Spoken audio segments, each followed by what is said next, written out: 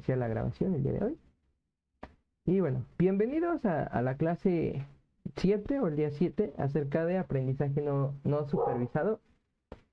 En este caso vamos a usar otro dataset que es acerca de, si lo leemos, es de Kaggle. Recuerden siempre hacer mención de dónde tomaron el dataset y eso. Y bueno, ¿en qué consiste este dataset?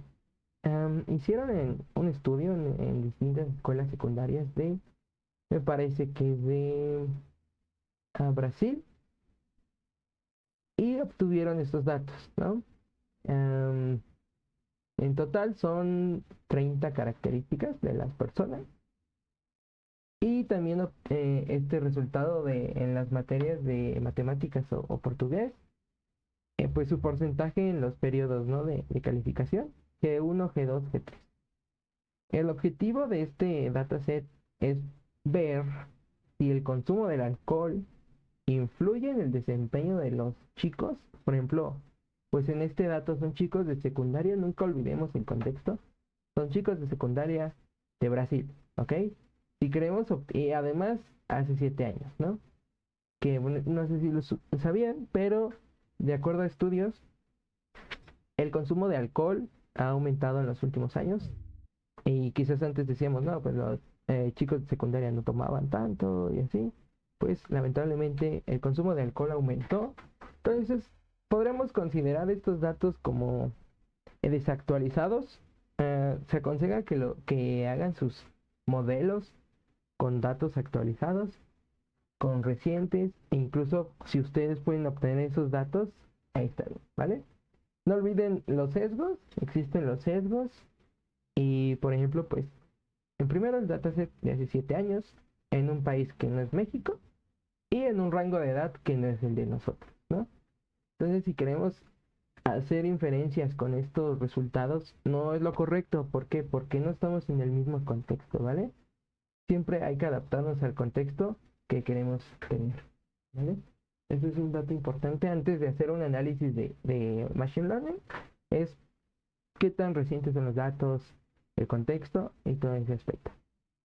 Pero bueno, aquí vamos a hacer por fines académicos, instructivos, pues vamos a analizar estos datos, a pesar de que dije que son viejitos y de otro país y eso, pero pues se puede aprender, ¿no? No olvidemos que quizás no para hacer una inferencia o presentar este proyecto, pero sí se pueden utilizar para aprender, que es algo que Google nos brinda los datasets para que nosotros pues podamos aprender, además en esta parte de Learn, pues podamos utilizarlos, ¿vale? El día de hoy vamos a ver aprendizaje no supervisado. ¿Qué es el aprendizaje no supervisado? Ok, vimos que el aprendizaje supervisado, asista a nuestro dataset, por ejemplo, pues tenemos nuestras columnas, ¿no? En la clase anterior vimos acerca del dataset, por ejemplo, si el tumor era, el tipo del tumor, si era benigno o maligno, ¿no? Podía ser una B o podía ser una M. Y venían más datos, ¿no? Puntos cóncavos, concavidad, el perímetro, dimensión, un sinfín de datos. Entonces, ¿en qué radica el aprendizaje supervisado y no supervisado? En que nosotros íbamos a clasificar si el tumor, en caso de hacer una clasificación, si el tumor era benigno o maligno. O igual, queríamos obtener un dato puntual, pero ya teníamos, por ejemplo, el área del tumor, pero ya teníamos los datos clasificados. Por ejemplo, pues los tumores son malignos, benignos, así, ¿no? Nosotros queríamos obtener un valor, pero ya nuestros datos ya estaban clasificados, ¿no? Pero ¿qué pasa si nos dan los datos así crudos, así sin nada, y es nuestra chamba clasificar? ¿A qué nos sirve clasificar? Pero para esto, por ejemplo, imagínense que ahorita en Ciafi hacemos a quién les gusta tal tipo de música, ¿no? Hacemos nuestro estudio, graficamos y nos queda así esto. Y pues nuestro estudio nos dice que este grupito, imagínense, que todo este grupito les gusta el rock, por así decirlo, ¿no?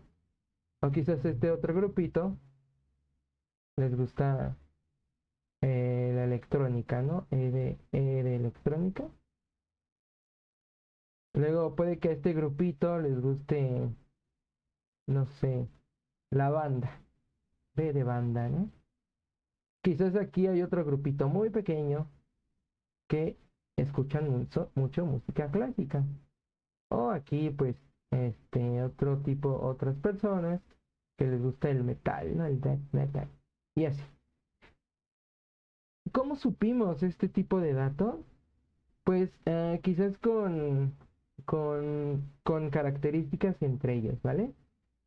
¿Cómo vamos a medir estas características entre ellos? Recuerden, pueden que nos den ya, si nos dan los datos de que a las personas les gusta este tipo de música electrónica, pues ya no nos sirve nada clasificar porque, pues, bueno, si el dato ya viene, por ejemplo, en el dataset ya viene el tipo de música, se vuelve automáticamente en un tipo de aprendizaje supervisado, ¿vale? Recuerden que los datos nos deben venir sin clasificar, sin hacer un catálogo. Entonces nosotros tenemos que hacer estos grupitos con base a la información que viene en el dataset. ¿Cómo podemos hacer este tipo de información o cómo podemos obtenerla? Existe algo llamado métricas de distancia en Machine Learning, ¿vale? Métricas de distancia. Las más comunes son la Manhattan. Ay, no me acuerdo. Espérenme. Bueno, se las voy a dibujar. O métricas de distancia. Machine, Machine Learning. Estas son las distancias. Por ejemplo, esta distancia que, si no me equivoco, es la de la línea recta. Distancia Manhattan. Y existen más. Ah, euclidiana. ¿Vale? Manhattan. Manhattan. Euclidiana. Y hay más distancias, más métricas de distancia, que igual ahorita las vemos al momento de entrenar los modelos. ¿Qué es esto de las distancias? Por ejemplo, em, o así, así lo hacemos. Imagínense que este tipo de personas, que sabemos que este tipo son las personas que les gusta el rock y eso, están cerquitas entre sí porque la distancia entre ellos es cortita. ¿A qué nos referimos en la distancia entre ellos? Entre sus características. Por ejemplo, tenemos el dataset y la edad, ¿no? Por ejemplo, edad. Nos damos cuenta que probablemente su edad de ellos estén cerquitas, o sea, sean rangos juntitos, ¿no? Por ejemplo, 20 años, 21 años, 22 años. Y al obtener la distancia entre cada dato, por ejemplo, este de este es uno, ¿no? O este de este es uno, este de este son dos, y así, ¿no? ¿Qué son las distancias? Pues, ¿qué tan lejos? Si lo ponemos como en líneas numéricas, ¿qué tan lejos están los datos de otro, ¿no? Entonces, por ejemplo, si checamos la edad de los chicos de rock y, por ejemplo, de los chicos o de las personas que les gusta la música clásica, como están más lejos entre sí, puede indicar que la edad, por ejemplo, de los de rock sean veinteañeros. Eso es un decir, ¿eh? No estoy diciendo nada. Em, y los de música clásica, por ejemplo, que estén en 50, ¿no? Hay bastante distancia entre ellos. Pero entre su grupito de los de música clásica están en ese rango de edades, ¿no? Entonces las distancias, les digo, estas son algunas, son dos de las tantas que hay. Son qué tanta distancia hay entre ellas. Les digo, la distancia euclidiana es la de la línea recta, ¿no? Por ejemplo, la persona A y la persona B. Por ejemplo, estamos midiendo la distancia de la característica de la edad, ¿ok? Y pues aquí pues ya sabemos que es el teorema de Pitágoras, ¿no? Que es acá más A cuadrada más C cuadrada, ¿vale? Ese es el teorema de Pitágoras. Obtenemos esta distancia, este, esta, ¿no? Pero ojo, bueno, se va a hacer la distancia entre todos los puntos que hay ahí, ¿vale? Entonces, si está, bueno, y la de Manhattan, se le llama Manhattan porque ya ven que las calles de Manhattan van como así. Entonces la distancia de Manhattan es como obtener la distancia así. También hay otra distancia que en vez de línea recta, es esta distancia. Es que se me olvidaron los nombres. Es esta distancia, ¿no? ¿Ok? En vez de una línea recta, es esta. Entonces hay muchos métodos para obtener estas distancias. Recuerden, distancia se refiere a qué tan diferentes o qué tan alejadas están algunas características entre sí, ¿no? Si hay más de una característica, se obtiene el promedio de las distancias y ya se da como tal. En resumen, recuerden que a estos globitos o circulitos se les llaman cluster. Esto quiere decir que eh, dentro de un grupito, la distancia entre cada punto, si nos damos cuenta, pues es muy pequeña, ¿no? Si es muy pequeña la distancia, quiere decir que sus características, que sus datos dentro del dataset son similares, ¿no? Sin poner columnas ni valores, ¿no? Eso es lo único que hay que tener en cuenta. Que si están muy cerquita es porque son muy similares. Hay un patrón, hay algo ahí, ¿ok? No olviden la palabra patrón. Hay un patrón aquí, ¿no? Pero en diferencia de los otros grupitos, pues están alejados. Y pues que estén alejados hace que sea la diferencia, ¿no? Entonces, pues hay veces que hay puntitos que se quedan así en medio de los dos y ya es necesario establecer en cuál se queda, ¿no? Yo les digo, esto tiene que ver con la métrica de distancia que utilicen y como tal es eso, ¿no? Y cada métrica tiene sus parámetros, cómo decidir si se queda o no dentro de tu clúster. Repito, cada métrica tiene sus, sus, sus propiedades y sus reglas. Pero, miren, aquí están una de las métricas, euclidiana y la de Manhattan es la azul, ¿vale? ¿Hasta aquí tienen alguna duda acerca de qué son las distancias? ¿O todo perfecto?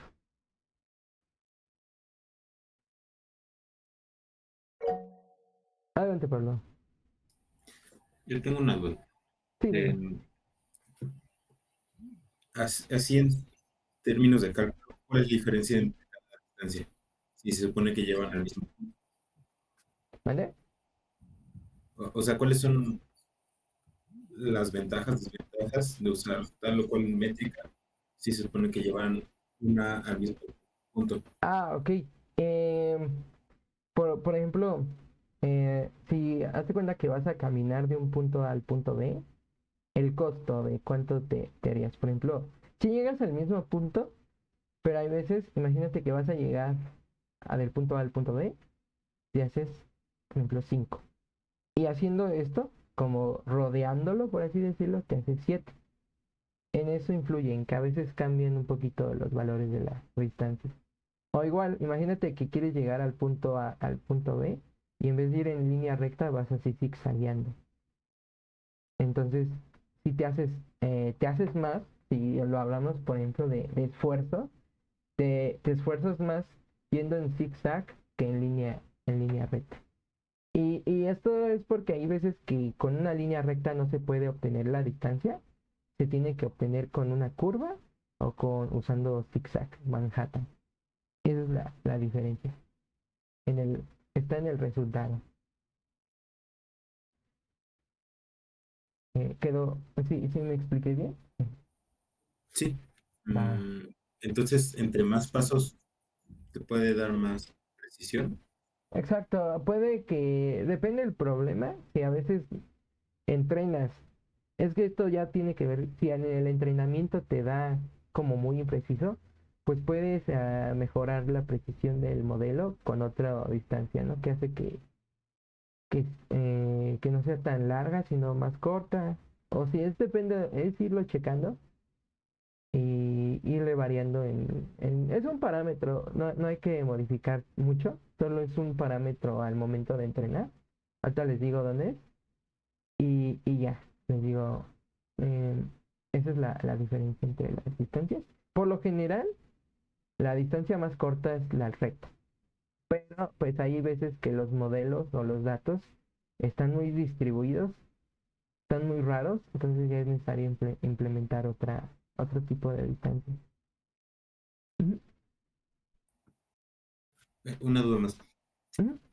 ¿Este concepto se puede aplicar así como con las SVMs, que en vez de que sea una línea es un plano? Ándale. O, Sí, sí, sí, sí, tiene que ver justo. Las SVMs calculan distancias, implícitamente calculan distancias. Así es. ah, Sí, sí, es curioso esto de las distancias. Hay conceptos de Machine Learning que utilizan otros conceptos de Machine Learning, así como una matrushka. Entonces vamos de adentro hacia afuera, ¿no? Entonces, sí, sí tiene que ver con distancias. Cuando ustedes vean distancias o escuchen de distancias, pues digan, ah, es para clasificar o ver similitudes. Lo que a mí me gusta o me ha servido mucho es el aprendizaje no supervisado ayuda a identificar patrones, ¿vale? Es esto. Por ejemplo, en el aprendizaje no supervisado se usa para detección de letras. Por ejemplo, eh, hay programas que les pasas algo que escribiste a mano y con aprendizaje no supervisado se va dando cuenta que el patrón de este número se parece mucho a este, luego mucho a este. Entonces va a decir, todo lo que se parezca a este, lo voy a clasificar igual a este, ¿no? Entonces, por ejemplo, si lo hacemos así, si lo hacemos así, si los hacemos así, se parecen, tienen patrones, entonces los está clasificando acá. Entonces, si meten un dato, por ejemplo, así, va a decir, ok, no se parecen nada, o sea, en características no se parecen nada. Entonces, este es otro grupo, ¿vale? En visión artificial se usa mucho el aprendizaje no supervisado, porque ustedes tienen que identificar esos patrones. Así es. ah, Muchas gracias. Todos los demás, como sí quedó claro el tema de aprendizaje no supervisado. Bueno, lo básico, lo de los clusters y distancia.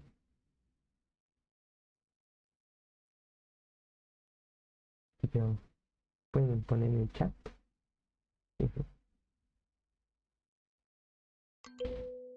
Ok, ok, un like, todo perfecto. Bueno, sigamos adelante.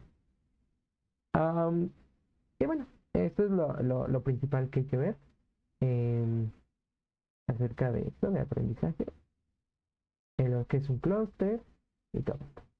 Bueno, en esta clase vamos a aprender dos métodos para clasificar el clustering jerárquico y el clustering particional, ¿vale? Ahorita vemos cuál es la diferencia entre ellos. Y bueno, primero, pues importamos las librerías que nos van a ser necesarias y también los datos. Aquí vemos que los datos van a ser importados a partir de un link. Este link, si lo pegamos en nuestro navegador, nos va a llevar directamente a esto. Son datos crudos. Aquí dice raw. Esto los pueden subir en GitHub. Al rato bueno, ahorita les explico cómo. Ustedes suben su archivo, se sube a GitHub y hay una ventana donde dice, déjenme ver. Mm, ¿eh? Que se lo tengo en otro navegador. Aquí está. Por ejemplo, este es el archivo CSV que está en GitHub. Les digo GitHub, pues ya te deja ver así los archivos. Y para poderlos usar, el link, se le dan aquí en Raw. Les abre el archivo y simplemente copiando y pegando el link ya lo cargan en Colab, ¿vale? Ya sin necesidad de descargar los datos, porque ahí los datasets son muy grandes. Por ejemplo, en el tema de embedding, que eso lo vamos a ver en procesamiento del lenguaje natural. El embedding en español pesa 2 gigas. Entonces, son mucho tamaño. Y 2 gigas, si está feo tenerlo. Imagínate luego que esté duplicado el archivo en tu drive, pues sí, es un gastadero de memoria. Pero bueno, leemos el data frame. Aquí están nuestros datos. Nunca olviden, vamos a tener esta tablita a la mano. Esta tablita, ¿vale? Entonces aquí lo voy a dejar yo. Es más, lo voy a separar aquí. Y ahorita que la ocupemos, sacamos la tablita de qué significa cada dato, ¿no? Vemos que hay unas características. Por ejemplo, vemos que ya hay etiquetas. Por ejemplo, at home y eso. Pero sí, los datos están clasificados, pero nosotros no queremos clasificar los datos con base a esto. Porque automáticamente, si queremos usar los datos clasificados, ya es un algoritmo o un método de aprendizaje supervisado. Nosotros queremos clasificar los datos entre sí, ¿vale? Queremos hacer nosotros nuestras etiquetas. Es otra diferencia entre aprendizaje no supervisado. Nosotros hacemos las etiquetas, ¿vale? Hacemos. Y en el supervisado ya vienen las etiquetas. ¿Ok? Entonces nosotros queremos ver, pues, qué similitudes o en qué se parecen los chicos que consumen alcohol, qué características tienen, qué hay ahí, ¿no? Queremos, pues, ver esos patrones, ¿vale? Entonces aquí utilizamos, no leí el dataset. Utilizamos info para explorar los datos, qué tipo de dato es. Y aquí está, ¿no? Vemos que son un montón de información, son 33 características, son bastantes. Y aquí nosotros vamos a hacer el mapeado. A veces trabajar con letras o cadenas llega a ser más pesado al momento de entrenar. Entonces aquí les recomiendo aplicar el map. ¿Qué es el mapping? Aquí pues lo hacemos de forma rápida. Hacemos un diccionario para mapear. Por ejemplo, de la columna school, todos los valores que digan GP y GP van a ser 0 y todos los valores que digan MS van a ser 1. Y así en todos. Por ejemplo, en Mother Shop, donde diga teacher va a ser 0 y donde diga health va a ser 1. Services. Services. Y falló esto. Services en 2. At home 3. Other 4, ¿no? Y así hacemos la separación. Y aquí está. Y finalmente, con un for, vamos a utilizar, recuerden, llave y valor dentro de los ítems que están aquí. ¿Ok? Hay más formas de hacerlo, no se preocupen. Esta es una forma que se me ocurrió usando replay. Entonces aquí dice que en todas las columnas, dependiendo de la columna, por ejemplo aquí es school, en school va a reemplazar usando el mapping, ¿no? Esto. Luego en sex va a reemplazar usando este mapeo. Y así, ¿no? Va a ir iterando sobre todas las columnas. O bueno, las columnas que estén aquí. ¿Vale? Y bueno, volvemos a hacer esto. Y pues ya, vemos que en los tipos de datos, en vez de objeto y cadena y así. Porque en Python una cadena es conocido como un objeto. Porque tiene métodos y eso. Entonces vemos que en vez de object, aquí dice número entero, ¿no? Entonces hicimos la conversión, vamos a manejar puros números enteros. Ahora nosotros vamos a clasificar las escuelas. Aquí vamos a un pequeño sesgo. ¿Qué significa la columna school? Vamos a nuestra tablita que les había mencionado.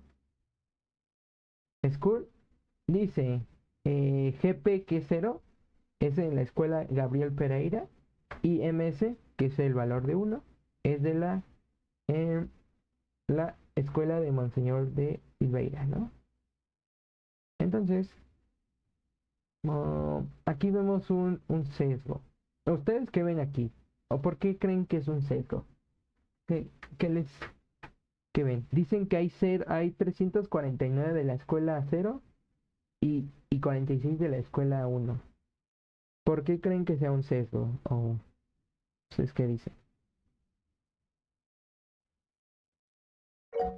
Adelante, Pablo. Porque es mucho. Entonces, mm, Ujú. son como 8 veces más, ¿no? Justo, De, exacto, más de la 0, ¿no? ajá. Exacto. Sí, esto, bueno, es un como sesgo de selección. Eh, Procuren que cuando hagan, por ejemplo, sus datos, que estén equilibrados. Por ejemplo, que si este diga 349, que el otro diga 330, por ahí, ¿no? Que no sea tan grande, porque al momento de entrenar el modelo, todo va a estar, si lo vemos como, por ejemplo, en una balanza, Dios, ¿cómo se hace una balanza? Así. Imagínense que todo el peso va a estar ahora en la escuela 0, ¿no? En la escuela 0 y la escuela 1. El entrenamiento va a beneficiar o va a tener más datos de la escuela 0, que de la escuela 1, ¿vale? Entonces, pues bueno, vamos a usar los datos así, pero es algo importante de tomar en cuenta, ¿ok? Y bueno, vamos a obtener nuestra matriz de correlaciones. ¿Qué es la correlación? Recuerden, qué tan dependientes, qué tanto se parece una variable de otra. Y vamos a obtener, pues, con el método de Pearson. Les digo, hay muchos métodos matemáticos para obtener las correlaciones. Pearson es la default. Entonces, vamos a obtener, ¿no? Imagínense leer, pues, esta tabla de correlaciones. Los seres humanos somos más visuales, más de colores y eso. Entonces, pues nada mejor que nuestra amiguita, las máquinas de las máquinas, los mapas de calor, ¿no? Ahí está. Y bueno, vemos el mapota, ¿no? Es un mapota. En primera instancia vemos que los colores son fríos, es decir, azules. Y hay uno que otro color, pues, oscuro, bueno, rojo, ¿no? Eso quiere decir que hay mucha dependencia, correlación entre estos valores. Y pues ¿no? Que está tibio, los demás están fríos, eso quiere decir que los valores no, que estas columnas pues no influyen entre sí, lo cual es bueno porque nos dan más información. Y bueno, lo que sí notamos es de que las escuelas, recuerden que las calificaciones G1, G2 y G3 influyen bastante entre sí, ¿no?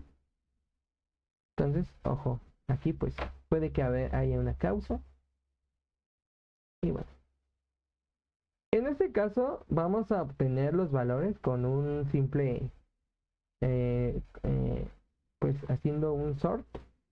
Y vemos efectivamente que los valores con más dependencia, correlación, son las calificaciones de los 3 primeros parciales, luego la educación materna, sigue la educación paterna, calificación máxima, el tiempo de estudio, el sexo, si cuentan con internet, y nursery creo que sí han ido al servicio del doctor de su escuela, ¿vale?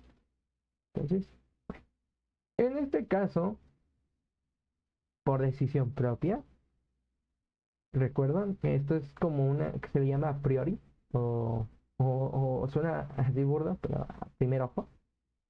Vamos a eliminar school y las 3 calificaciones de la escuela, porque no influyen tanto para determinar si un chico, pues, toman o no toman, cuál es su desempeño, ¿vale? Entonces aquí vamos a usar un nuevo dataset llamado Alcohol Adjust, donde pues ya vamos a aplicar Em, espérenme, ¿qué me faltó?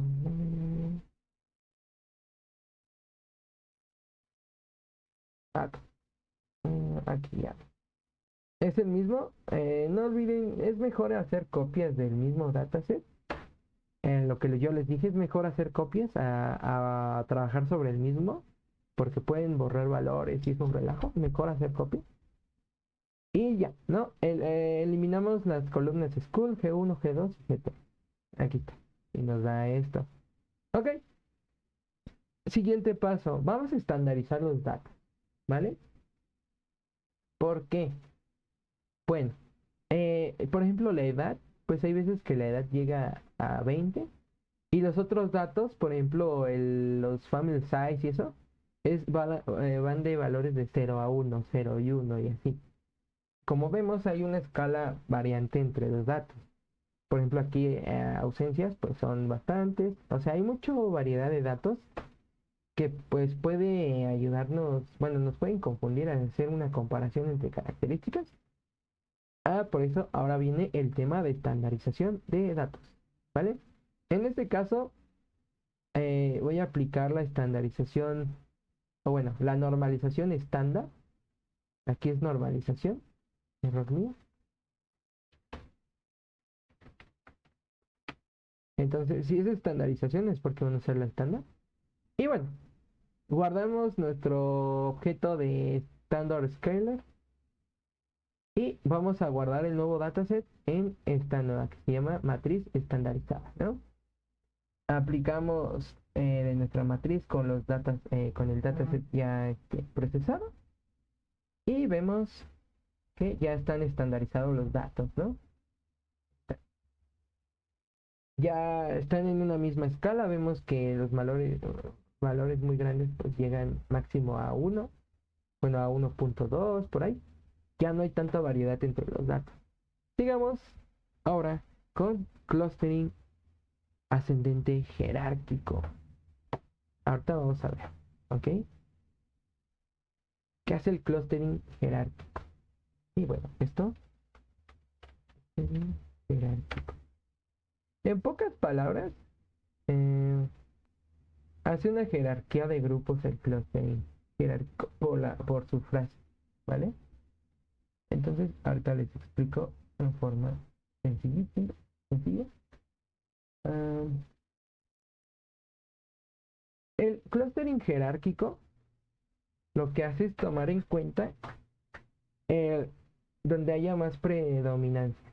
¿En dónde? En los datos, ¿no? En los que se parezcan más entre sí, los que tengan mayor información, por ejemplo, correlación, pues primero va a hacer eso, ¿no? Va a ir clasificando primero de las variables más importantes, por así decirlo, y de ahí pues se va a ir haciendo acá.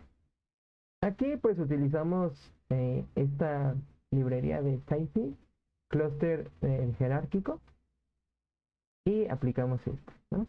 Esto es una gráfica de Seaborn. Aquí dice estudiantes de secundaria, observaciones y la distancia, ¿vale? El clustering jerárquico lo que hace con distancias, con la información, con toda esta información, va a ir haciendo entre los datos que más se parezcan entre sí, por ejemplo, estos dos valores se parecen. Entonces, el algoritmo lo que hace es, va a ver las distancias entre sus características, todas las características comunes entre sí, y los va a ir haciendo. No es un cálculo súper largo. Y bueno, finalmente, al aplicar clustering, nos da un dendograma. Esto se le llama como dendograma, ¿vale? Aquí usamos la distancia euclidiana. Es esta, la de la línea recta. Aquí ustedes pueden cambiar de métrica. Métrica. Ok, acá. Ok, que no se me olvida métrica. Um, ajá, euclidiana. Ok, ahorita checo. Dendograma. y ejecutamos, ¿no? Y bueno, con la distancia euclidiana, es que aquí cambia, porque a veces la Manhattan se le llama New York, de Nueva York, y cambian mucho los nombres, ¿no? Pero, ahí está. Con clustering jerárquico, recuerden la jerarquía de los valores más grandes, y se va a ir haciendo todo esto. Ahorita vamos a la diferencia entre jerárquico. Primero, una diferencia entre jerárquico es que él solito va a ser el dendrograma, ¿no? Él, a él no hay que decirle que nos haga el dendrograma, ¿no? Igual pues podemos ver jerarquía entre estos. Por ejemplo, el grupo con mayor jerarquía es este, y ese grupo se va... CityBlock, muchas gracias. Gracias. CityBlock. CityBlock. Mira, vamos a ver. Con Euclidiano nos dio uno. Muchas gracias. Muchas gracias. Exacto. Exacto. La Hamming es la de datos binarios. Eh, ok, muchas gracias, Pablo. Bueno, vamos a ver cuántos clústeres hizo con la distancia euclidiana, ¿no? Uno, 2, 3, 4. Aquí se ve uno chiquito. 5, 6, 7, 8, 9, 10, 11, 12, 13, 14, 15 clústeres, ¿vale? Ahora si usamos CityBlock, les digo, cambia mucho por la forma de distancias que obtiene. Por ejemplo, con la Manhattan es 1, 2, 3, 4, 5, 6, 7, 8, 9, 10, 12, 13, 14. O 1 de diferencia. Por ejemplo, la de coseno, cosine, ¿cuántos clústeres hace? Mm, Hace 1, 2, 3, 4, 5, 6, 7, 8, 9, 10, 11, 12, 13, 14, 15, 16, 17, 18, 19, 20, 21, 22, 23, 24, 25, 26, 17, 28, 29, 30, 31 clústeres. Vean, cambian bastante. Por ejemplo, pues usemos otra vez Euclidean. Vamos a ver con Euclidean y conforme y les voy explicando, ustedes cuando quieren hacer las pruebas, pues cómo se va a hacer, ¿no? Otra vez euclidiana nos da 1, 2, 3, 4, 5, 6, 7, 8, 9, 10, 11, 12, 13, 14, 15 clústeres, ¿ok? Él solito con jerarquía, recuerden que va así la jerarquía, va lo divide. Luego los dos más grandes los va dividiendo. Los más grandes los va dividiendo. Los más grandes los va dividiendo, ¿vale? Y bueno, aquí se ve la jerarquía, que es este primerito. Y aquí son 15, ¿no? Número de clúster. Para esto vamos a hacer ya la clusterización. Es decir, sí, ya hicimos el dendrograma, pero ahora sí vamos a aplicar la clusterización con este objeto que se llama agglomerative cluster, que recibe el número de clústeres que queremos, si queremos que se vinculen entre sí, y la afinidad, ¿no? En este caso, si es Euclidean aquí debe ser Euclidean, ¿vale? Y así como pasó Pablo todos los valores, si ponen aquí CityBlock, aquí debe ser CityBlock, porque deben coincidir tanto lo gráfico como cuando ya hagamos la separación. Ejecutamos esto y mostramos los labels. ¿Qué quiere decir los labels? Eh, las clasificaciones o las etiquetas. Por ejemplo, este es el clúster 0, clúster 1, clúster 2, clúster 3, clúster 4, clúster 5, clúster 6. Y creo que aquí son 16 valores. Aquí vi este chiquito, ¿sí? Son en vez de 15 son 16, ¿no? Y vean, hace valores del 0 al 15. ¿Por qué? Porque está numerando cada uno de estos clústeres. Y bueno, a nuestra dataset vamos a hacer una nueva y ya estamos clasificando nosotros vamos a hacer una nueva columna llamada cluster H de jerarquía, ¿vale? Y pues ya, ahí está, ¿no? Por ejemplo, dato 0 pertenece al clúster 12. El dato 1 pues, pertenece al primer clúster. El 2 al clúster 12. Este es el clúster 13, me equivoqué. Y así, ¿no? Y los va a separar. Ahora vamos a hacer el conteo. Pues, a ver, ¿cuántos tiene cada uno de los clústeres? Ojo, miren, hay clústeres que solo tienen un dato. Aquí. Y hay clústeres que tienen 103. Es cuestión de ver, porque pues puede que haya igual también, pues una mala selección incluso del parámetro, ¿no? Entonces, en este caso yo vi que Cocin hacía una mejor clusterización. No habían, los clústeres no estaban tan chiquitos, los tamaños de ellos no estaban tan variados, ¿vean? Y este tiene 1, 2, 3, 4, 5, 6, 7, 8, 9, 10, 11, 20, 21, 22, 23, 24, 25, 26, 27, 28, 29, 30, 31. 31, ¿vale? Ponemos aquí 31. Aquí cocina. Ahí está, ¿no? Ya nos hizo esto. Aplicamos otra vez esto. Ahí está. Y ejecutamos esto. Y vean, ya están como mejor distribuidos los datos. 23, 15. Adelante, Pablo. ¿Hay alguna manera de automatizar cuántas veces, cuántos clusters hay? Sí, ahorita lo vamos a ver. Se llama el método del codo. Va. Sí, así es. Este. Voy.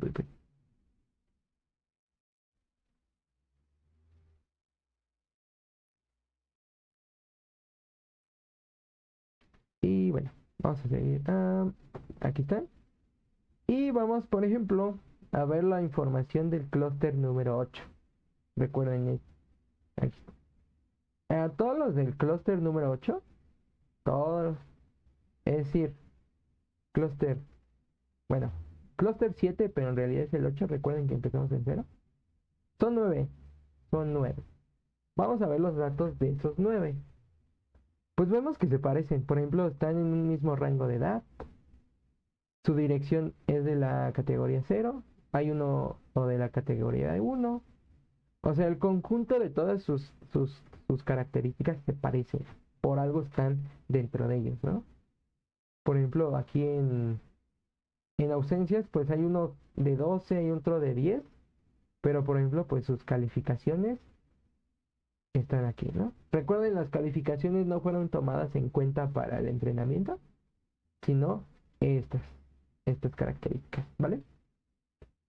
Y ahora, ¿qué son los centroides? Otro concepto que hay que ver. Los centroides.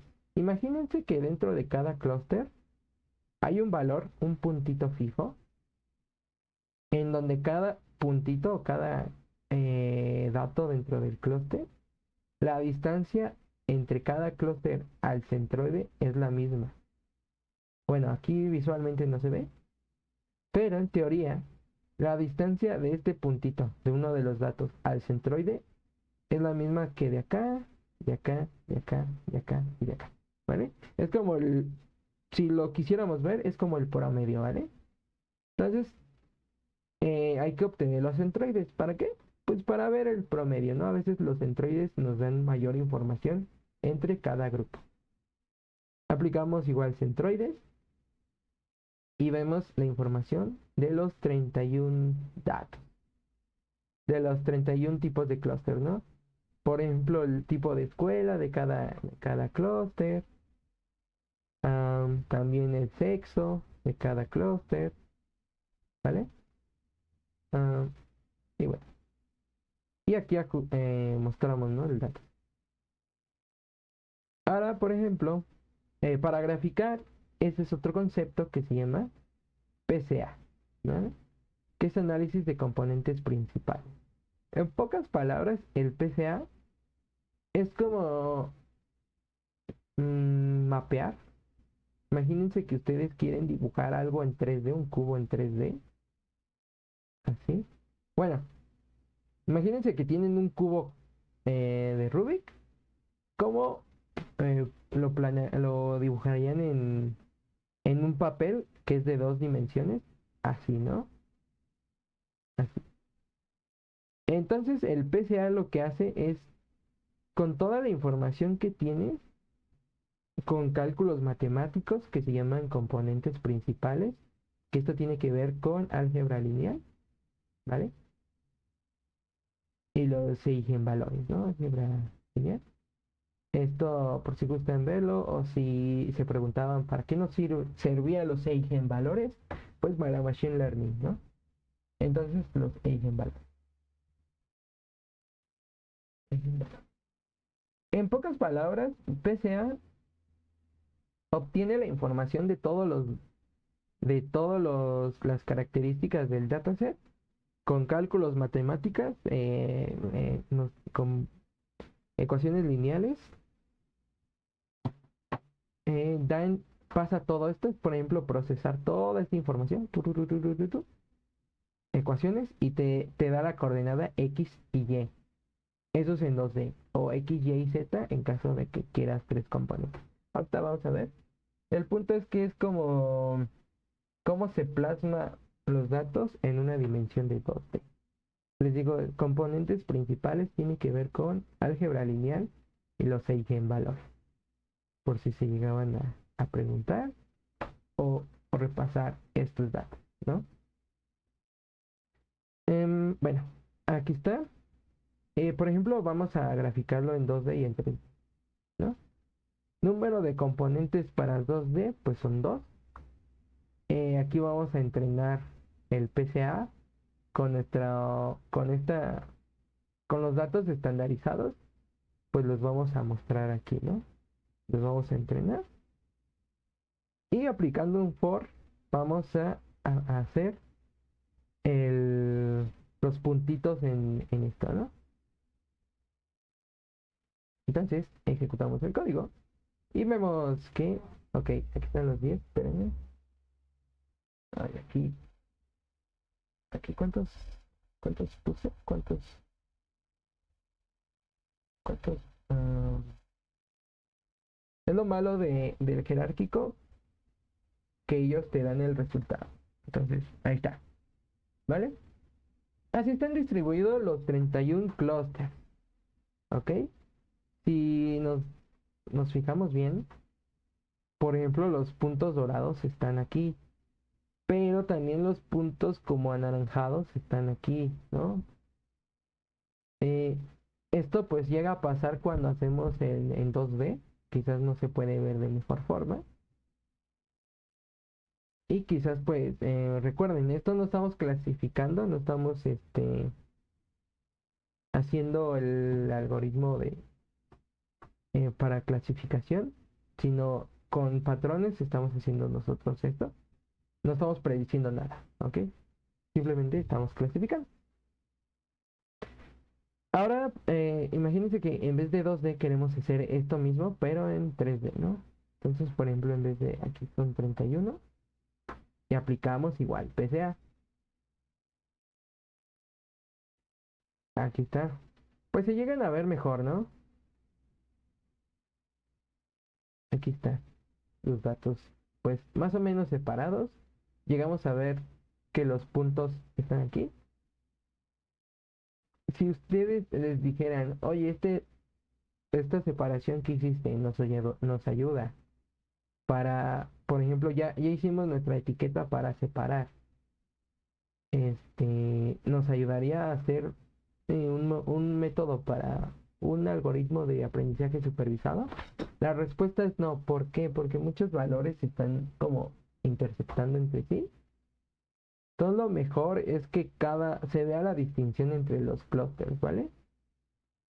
Entonces, para hacer esto, pues no hay que quitar nada, ¿no? Es mejor. em, Tenemos esta. em, ok, vamos a hacer esto. Alcohol, adiós, info.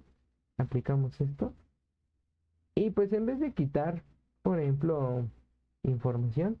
Dejemos estas variables, ¿no? Entonces, esto se queda igual. Y aplicamos esto. Y ahora en vez de aplicamos ahora el min scaler. Y ahí está, ¿no?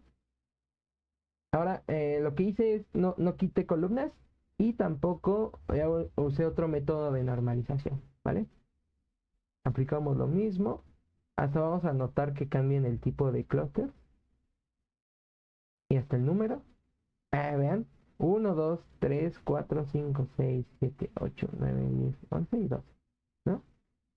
Aquí son 12. Aquí nos hace las etiquetas. Aquí están las etiquetas. Mostramos. Pues vemos que hay datos, pues sí, uno que otro raro, pero pues ni modo. Aquí pues mostramos la información. Los centroides.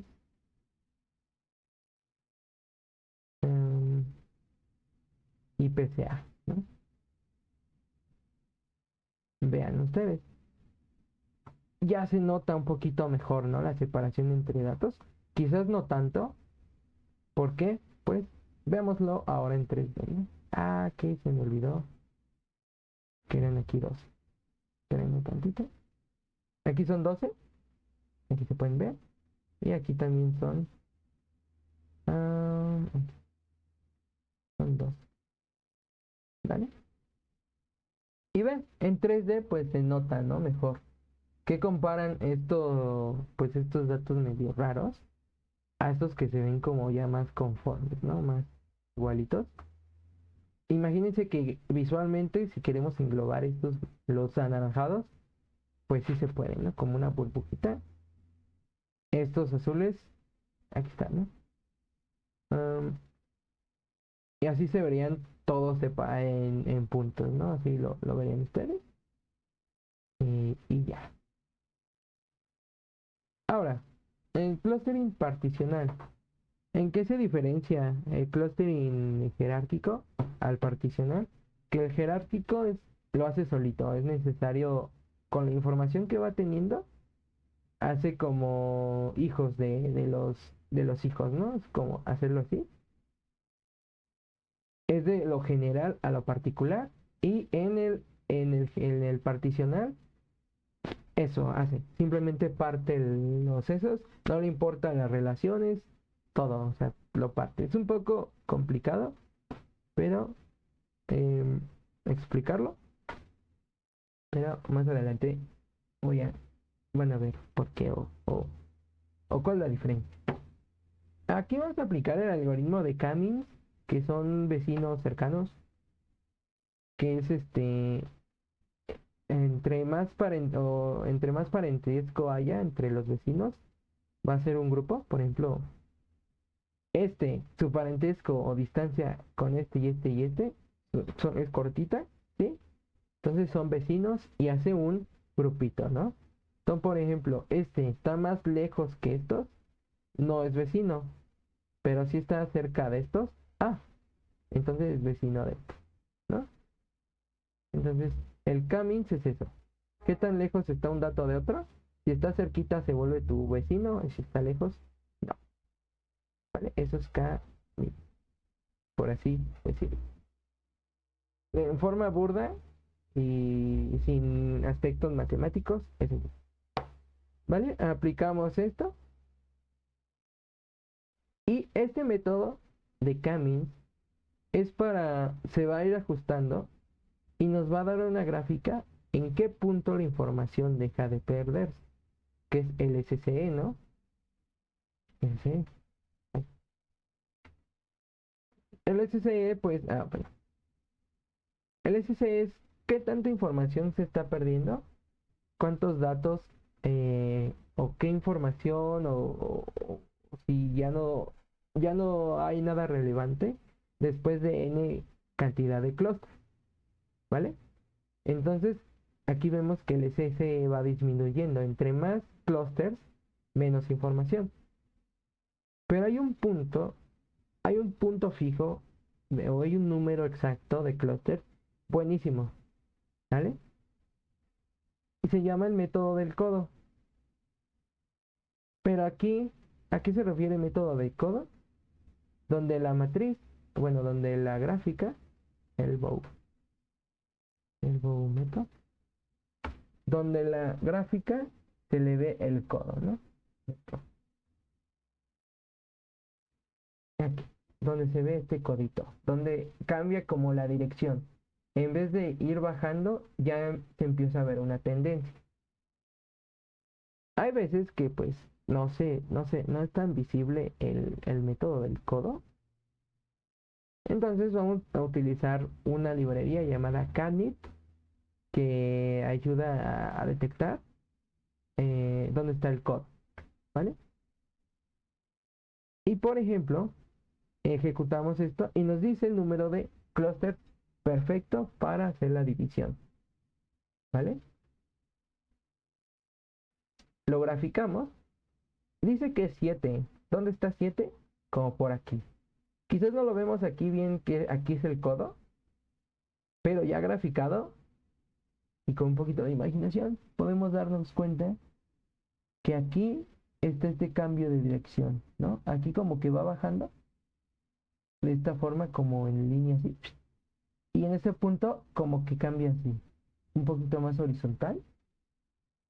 Y bueno, nos dice que el número de clústeres indicado es 7. Ah, pues bueno, lo guardamos en una variable y hacemos clustering, pero ahora particionar, ¿vale? Y bueno, aquí está, nos obtiene 7. Lo guardamos en otra columna llamado cluster P de particional. Hacemos otra vez el conteo. Vemos que los datos están más balanceados, 54, 79 y eso. Es una buena señal de que no hay grupos con 1, con 2, con 3, mientras que en otros hay 160 y eso. Aplicamos otra vez PCA y obtenemos la división de datos, ¿vale? Vemos que quizás en 2D se ven encimados. Eso es quizás porque hay que mejorar la graficación. ¿Qué tal si en 2D no se ve bien, pero en 3D sí, ¿no? Entonces, si aplicamos PCA en 3D, ustedes díganme, voy a comparar los dos archivos de PCA en 3D y díganme ustedes dónde se ven más, o sea, de mejor forma los puntos y dónde se ven menos. Este es les voy a dejar 10 segundos para que vean. Este es el clustering particional, véanlo bien. Vean dónde se dividen los puntos, son 6 puntos, 6 colores. Y ahora les voy a pasar el jerárquico, ¿no? Ustedes díganme a simple vista dónde se ven mejor los colores, en el jerárquico, que es este, o en el particional, que es este. Ustedes dónde ven como que se estén separando mejor los datos.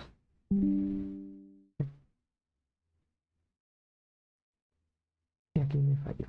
Aquí era partición. No copien y peguen. Aquí está.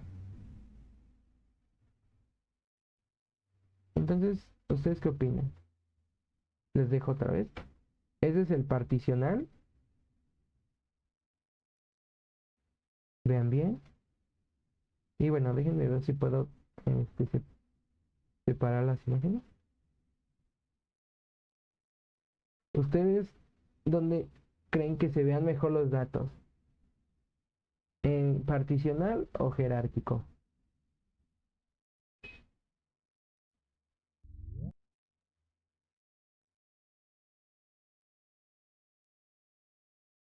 Y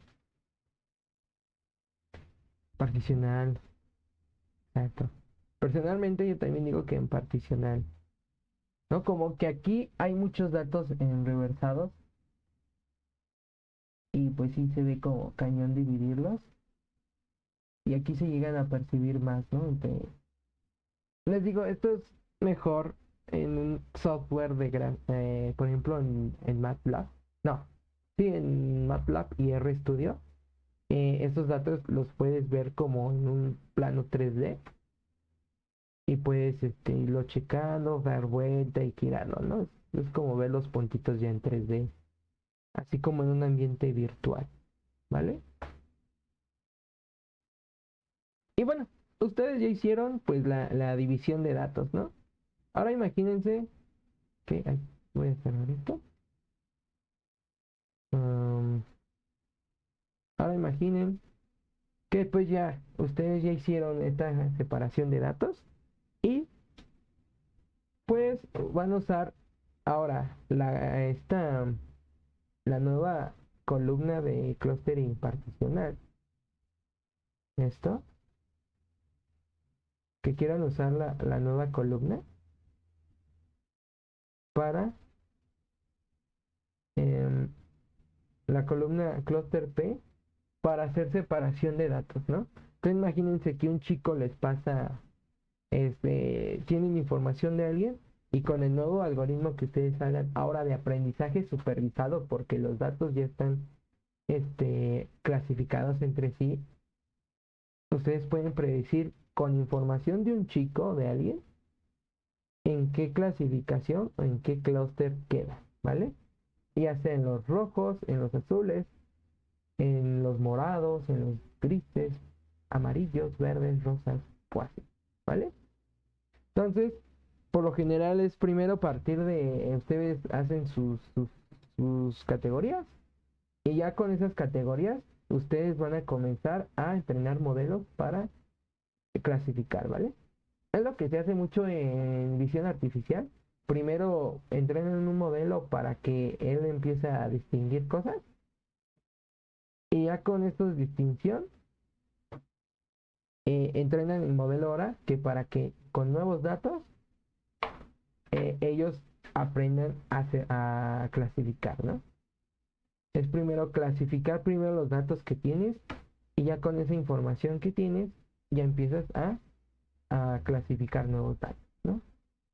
No sé si quedó claro esa parte o, o tienen alguna duda. Todo perfecto.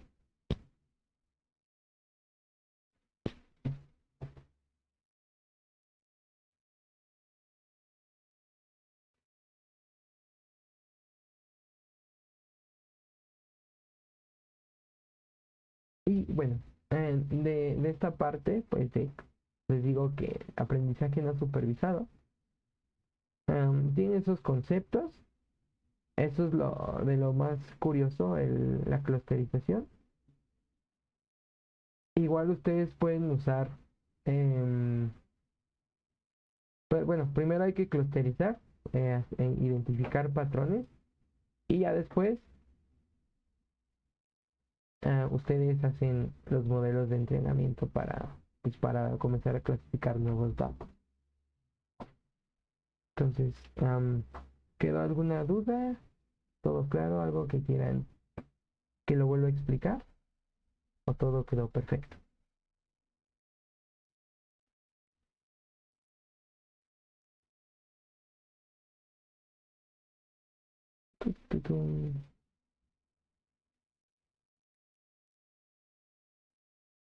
Pues, a ver, creo que ya sería. Y bueno, de esta parte de la clase de aprendizaje no supervisado sería todo. Ahora, bueno, ustedes con este conocimiento pues ya pueden empezar a clasificar ustedes los modelos o datos que ustedes quieran y a partir de ahí pues ya con lo de la clase pasada ya tienen el dataset con nuevas etiquetas, pues ya ustedes pueden utilizar variables predictoras y predecibles para hacer sus modelos de clasificación, de regresión y todos estos aspectos. Y créanme que van a ser modelos muy fuertes. Aquí lo importante, pues tiene que ver mucho con la información, el dataset. No lo olviden. Es por eso que existe en los equipos de Machine Learning, existe mucho la sinergia entre análisis y data science y Machine Learning, ¿vale? También el web scraping y todo eso. Y bueno, Aquí ustedes pues pueden usar más datasets de aquí de Kaggle. Por ejemplo, esto de Taylor Swift, pues, con la información de la canción, pueden clasificar o hacer cosas. O sea, es mucho, mucho lo que pueden hacer con esos análisis que ustedes quieran hacer. ¿Vale? Y bueno, entonces de mi parte sería todo de la clase de aprendizaje no supervisado. Voy a terminar aquí la grabación.